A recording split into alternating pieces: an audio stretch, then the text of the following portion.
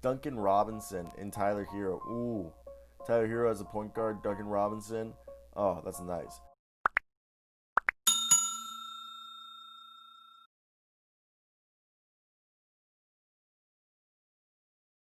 Yo, what's going on, guys? Back with another video. We're going to be doing the dark horse destinations for the NBA's most interesting 2020 free agents. Kind of reaction to the Bleacher Report and giving my perspective and if I agree or not. So, if you do enjoy this, please stay to the end of the video. Drop a like, subscribe, and let me hear your opinions down below in the comments. And let's hop in. Most interesting 2020 free agent destinations, dark horse versions. Okay. So, we're just going to go down, see Mike Conley. He has an early termination. Anthony Davis has a player option. DeMar DeRozan as well has a player option. Andre Drummond has a player option. So right there, DeMar DeRozan going to accept that player option because he's not going to get more money than he already is. Same thing with Andre Drummond. We can both agree. Those guys are making more money than they would on the open market, so they're probably going to stay with their respective teams unless they're traded. Same thing goes for Gordon Hayward, and I think the Celtics overall would like to keep Hayward. And Brandon Ingram is a guy who's expected to hit the free agent market. I don't think he's actually going to sign anywhere. If he gets an offer, I think the Pelicans are going to make sure they match it. And Mike Conley at Utah, I don't know. I don't know how I feel about it, but I do like. It does interest me in a way. So let's talk about Goran Dragic. Will he leave Miami? He's been in Miami for what, almost 7 years? 6-7 years, okay? And with that being said, I think Goran Dragic might leave. I mean, he's, 32, 33?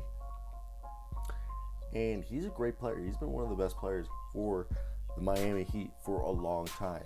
But I just see Toronto being a perfect destination for him because Kyle Lowry's getting up there in age and they're almost about the same age, and as they both go up in age, I think they both can split the point guard position very well, and Lowry's the better defender, and I think Goran Dragic's the better offensive guy. So Lowry in the defensive possession, like time you need defense, you put Lowry in there, and then when you need offense, you throw in Dragic.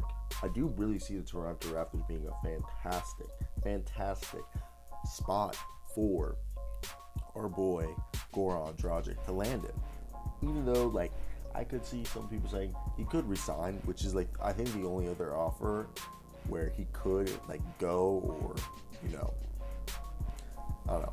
Like, Fred VanVleet is on the Toronto Raptors, and he's probably going to leave.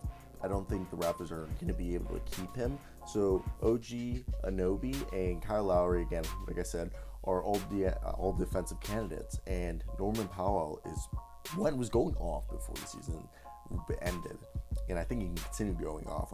We hope he can continue going off. Then you got yourself right there, Goran Dragic. He's not good on defense, but he's good on offense.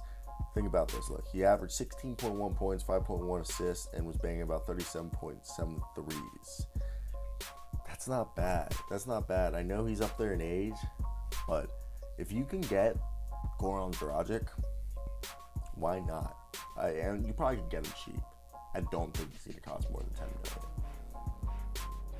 million. Then Avery Bradley's on a player option, and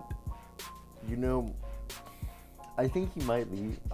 It's not that I'm saying he does want to leave. The reason he's going to leave is because he opted out of the bubble, and I feel like he's just going to get the feeling that it's not that he's not going to be wanted there. Like he quit on his team, and I get what he didn't play. It's a health risk. But your team's the number one team in the league, and you were a big factor for that team, and you're not playing in a huge chance where they could become NBA champions. So you just hurt your team, who were NBA championship contenders, to be like front runners, and you kind of quit on them. So I don't think he's going to stay. So I think that player option is declined because he doesn't want to be in that environment. And Orlando Hawks are perfect. He is a 3-and-D point guard, okay? He's great at shooting threes. He's pretty good at passing. I always thought he was a shooting guard, but I think he's, over time, has gone into the point guard role, or at least this year, he's been a really good point guard for the Lakers. And he's a great defender. He's actually made all defensive teams before, and he's just a phenomenal defender. He's a great guy to come off the bench, give you about 15 to 20 minutes a game. The Atlanta Hawks need that. That's $5 million. You could probably get a little bit more or about the same from the Atlanta Hawks. The Atlanta Hawks need something behind Trae Young because they don't have anyone behind Trae Young. He will get some. Imagine Trae Young and Avery Bradley in the same backcourt. That'll be really small, but that'd be good 3 and D, like a lot of threes and one good D guy. Jay Crowder. Y'all remember Jay Crowder? Yes, Jay Crowder's right now in the Miami Heat. But Jay Crowder, he played for what? Utah, Dallas, the Cavs, the Celtics. He was really good on the Celtics, I remember. Was he good on the Jazz? I don't specifically recall, but he's shooting 32% since his final season with the Boston Celtics and 33% from the career. I know he's like a power forward. He's like a 6'6", 250, 240 power forward. He's just kind of like this 3 and D power forward. He probably was a small forward back when he started, but as he's gone, he's able to guard the 2, 3, and 4 positions. And actually, I do like the idea of the Denver Nuggets having him because the Heat do use him good, and he's shooting 39% of his triples since joining the threes. Irrationally confident dribbling into jumpers, equipped to defend bigger wings. He's like a good guy to give 15 minutes a night, play against some 4s or some bigger 3s. Interesting, or if they're going small ball, you can throw on some 5s. But, Jay Crowder, you can get him cheap. He's a really good defensive guy. Not like all that defensive team, but the Nuggets are going to have a lot of guys going to free agency. Jay Crowder, great fit for this team. They can just go pick him up, put him there, and it's just the really easy fix and really cheap fix that they can, replace their lineup. Next, Evan Fournier. I love this guy. Player option, $17 million. I think he's going to decline it because I think he can get like $20 million on the market. Unless we find out the revenue went super down, and that's just not going to be a thing. So we don't know if he'll go, but I do see the Detroit Pistons. Derrick Rose, Evan Fournier, whoever they draft, probably LaMelo Ball or somebody, big name so they can get ticket sales. Blake Griffin if he ever comes back, and whoever they have at center. I think Evan Fournier is just a big-time scorer. I just see him going from Orlando to Detroit. That's just such an Evan Fournier move. He's a great three-point shooting. His true shooting's 59.9%, which is up there with Giannis, Devin Booker, Anthony Davis, James Harden, Nikola Jokic, Damian Lillard, and Chris Middleton. That's insane. I did not know that. And I do like him. And I think this is a move that the Detroit Pistons will do just because they'll just pay him. They'll pay him. And nobody else will. But Detroit will. And I think they're fine with that. I think they really are. So that's not bad. Marc Gasol to the Dallas Mavericks. No, that is not happening. Marc Gasol is probably going to stay to the Raptors. I could see him going to a team like the Lakers. Marc Gasol is not a good rebounder. Okay? Marc Gasol is not a good rebounder. Marc Gasol is not a good defender. 2 things the Dallas Mavericks like in their big men. They like Tyson Chandler type big men. They like big men who will just rebound, defend, score when needed to. Marc Gasol has turned into a modern day big man where not really good defender, not really good rebounder, but he makes up for it being a good facilitator and being a good 3-point shooter. He can space the floor, just like Brook Lopez has been able to do. I really hope that didn't fuck up the microphone sound. I just had to itch myself. But yeah, Marc Gasol not going to the Dallas Mavericks. I can tell you that any time of the week. Look at the type of bag man they have: Boban, Maxi Kleber, and Dwight Powell. Dwight Powell will probably resign, and I couldn't think of the word right there. But yeah, no, he'll probably resign. And I see Gasol going to the Lakers either way. Jeremy Grant, Miami Heat, I completely agree. Okay, Jay Crowder, they could literally trade these guys. Jeremy Grant fits perfectly. I think he's gonna decline it to get more money. Jeremy Grant, he is 6'9". He probably started as a small forward. He's a power forward now. All right rebounder, but insanely great defender. Agile, great defender. If you're running Like, the Miami Heat would love to throw him next to Jimmy Butler and Bam Adebayo, and then whoever they have at the Tyler Hero, and then whoever they have at the point guard.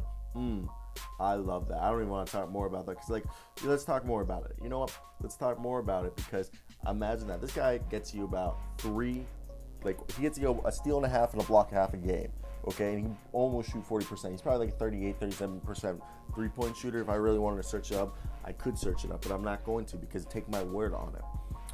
And he can guard literally 1 through 4. I don't think he's strong enough to get like 5s, but he's 26 years old.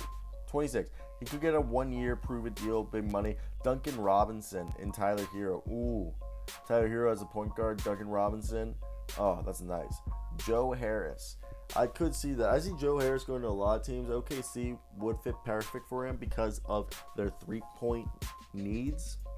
You just love 3 points. Who doesn't? But I could see him going to a team like the Lakers, OKC Thunder, the Blazers. I could see him going to the Kings. I could see him go to a lot of teams. And that all comes down to a lot of different things. You know, if it's really money. It comes down to money and fit. I don't think he fits in any team because of it. He's like a Kyle Korver type player. He just shoots threes. He's just so good at shooting threes. He just spaces the floor so well. He's a 40% three-point shooter. He just spaces the floor like you want him to. I love it. I love it. And everybody else loves it. So, you know, the thing is like, hopefully he's not too expensive. Right now, he's probably making like $12 million. And I know he's making $12 million. No, it's probably what he's going to get. So whoever pays him the most is going to get him. So hopefully Lakers could get him, but I do see OKC. They're probably going to have more money. And this is why I agree with this one. Justin Holiday, great 3-and-D guy. He's a bigger version of his brother Drew. And he is just a straight great 3-and-D guy. Perfect Portland Trail Blazers guy. This guy's been on the Bulls. He's been on, I think, the Knicks. And now was just on the Indiana Pacers. But, man, this guy hustles, got great awareness, IQ. And he's just an all-around good 3-and-D wing. Perfect fit in the modern-day NBA. He can play the 2 or the 3 positions. And he can guard the 1 through the 3, which is phenomenal for a player of his type. And I just see him being a great, under $10 million signing for the Trailblazers. Serge Ibaka, Los Angeles Clippers, I completely believe that because, look, Montrezl Harrell and Zubac you're not scaring anybody defensively, and you're not going to out-rebound a guy like Serge Ibaka. Throw this guy in that center by committee, and he's going to give you some three-point shooting, but a lot of shot blocking. He's not as great as when he first came out because he might be older than he actually says he is. And we can all agree that he's not bad offensively. I think he's a lot better than everybody else on their team in the center position, and I think he'd be an immediate upgrade and make them even a better contender. Paul Millsap to New Orleans Pelicans, I don't know. I can see him going back to Atlanta, but not. I see Paul Millsap going to contender. So I see him going to either, I don't see him going to New Orleans Pelicans because, he's going to back up Zion? Or the third Zion at the center position? No. I see. This is what they're gonna do. Pelicans are gonna do. No. Well, this is what Paul's gonna do. He's gonna take a cheaper deal to go to a contending team. So either like the Bucks, I could see him go to Bucks, try to play like Brook Lopez's role next to Giannis. Get rebounds, just shoot threes. That's all you need to do. Space the floor. Or go to the Lakers, just come off the bench, be high volume shooter, and just for 15 minutes a night. Go to the Mavericks. You can see him come off the bench. He's gonna come off the bench somewhere. Maybe the Trailblazers take Melo's role. Who's another? I could see him go to the Rockets, put up threes, play the center position for them. There's a lot he could do. I just don't see him going to. Okay, he is from Louisiana, but no. I just don't think Paul Millsap will go to New Orleans. He wants rings. He wants a ring. And he's going to go where he thinks is going to give him the best ring chance. But yeah, that's the video, guys. I hope you guys did enjoy this. If you guys did stay to the end, please drop a like down below. Subscribe for more NBA content like this. Drop a comment on your opinion on any of the things I said. I hope you guys do enjoy this video. As always, guys, I hope you guys have a great day, because I know I will. Till next time, guys. Peace out.